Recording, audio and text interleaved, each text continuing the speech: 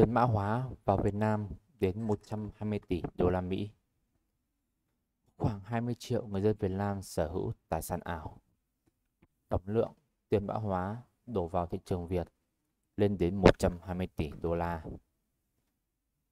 Đây là những con số đáng chú ý được đưa ra hội thảo khung pháp quản lý tài sản ảo và nhà cung cấp dịch vụ tài sản ảo do Hiệp hội Blockchain Việt Nam VBA tổ chức vào chiều mùng 5 tháng 6 tại thành phố Hồ Chí Minh.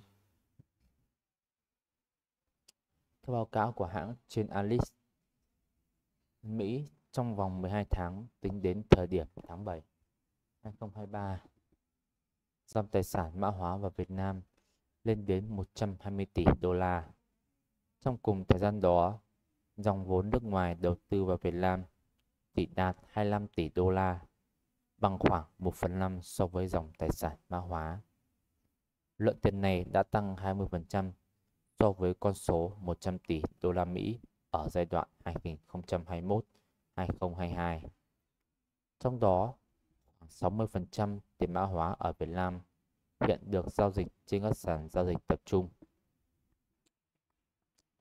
There are notable numbers given at the Conference on Legal Framework to the Virtual Asset Management and the Virtual Asset Service Provider organized by the Vietnam Blockchain Association on the afternoon of July 5.